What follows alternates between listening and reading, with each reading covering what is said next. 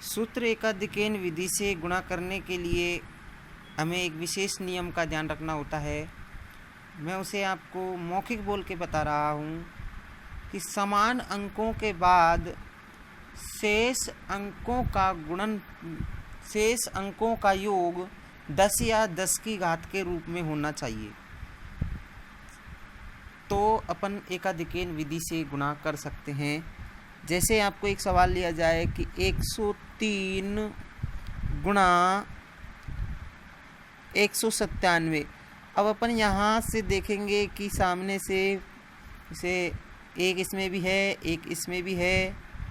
अब यहाँ 0 और यहाँ है 9, यानी समान अंक कहाँ तक आ रहे हैं? तो एक समान अंक आ रहा है अपना, तो समान अंक को ले लेंगे। समान अंक को लेने के बाद अपन समान अंक का एकाधिक कर देंगे, और समान अंक का एकाधिक करने के बाद जो शेष बचे अंक हैं उनके अंकों का योग यदि 100 10 या 10 की घात के रूप में है। अब जैसे देखो 97 और 300 यानी 10 की घात 2 के रूप में है, तो अपन इनको करेंगे 97 3 गुणा 97। अब अपन गुणा कर लेते हैं, 2 1 कम 2 ऑब्लिक अपना हो जाएगा अब 7 या 21 का 1 का हासिल 2 9 या 27 28 29। और अंक कितने हैं? 1 2 3 4। 4 से कम अंक होने ही नहीं चाहिए, इस नियम को भी ध्यान रखना है। तो 4 से कम अंक नहीं होने चाहिए। आए हैं 3, तो इसलिए एक अपनी तरफ से 0, और आपके आंसर हो जाएंगे 20,291। आप साधारण विधि से इसको करके देख सकते हो, आपके आंसर यही आएंगे 20,291।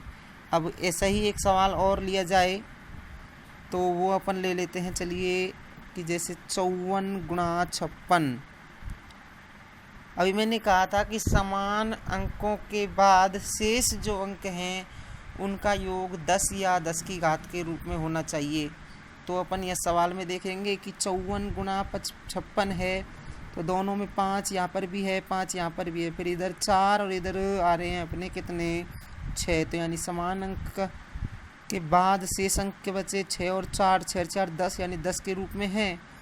तो 5 समान अंक को लेंगे, समान अंक का एकाधिक 5 से एकाधिक क्या होगा 6 ऑब्लिक शेष अंकों को गुणा कर देते हैं। तो 4 गुणा 6 यानी 5 6 का 30 ऑब्लिक क्या आ जाएगा अपना 6 चौके 24। तो 2 अंक हैं तो 2 ही अंक आएंगे, तो क्या हो जाएगा 30 24, यानी आपका आंसर हो जाएगा 3024। अगर सवाल भिन्न के रूप में आ जाए तो फिर कैसे करेंगे? तो उसके लिए अपन को ध्यान रखना है, समान अंक के बाद जो भिन्न होती है उनका योग 1 होना चाहिए। यदि उनका योग 1 है तो अपन एकाधिकेन विधि से गुणा कर सकते हैं। अब 31 है ही, तो 31 गुणा अपन कितना कर देंगे, 31 का एकाधिक 32 ऑब्लिक क्या हो जाएगा 5 1/6 गुणा 5/6। तो 32 से कम 32 हासिल लगी 3, और 32 होते हैं आपके 96, और 3 कितने हो जाएंगे 99, यानी ये। और अब इनको गुणा कर लेंगे तो क्या जाएगा 5 से कम 5 और 6 का निका 36, यानी आपका आंसर हो गया कितना 992 सही 5/36।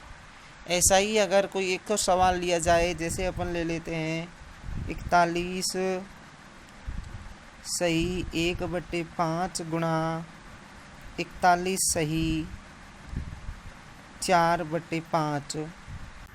अब शेष अंक समान अंक क्या है 41, तो गुणा क्या हो जाएगा 42।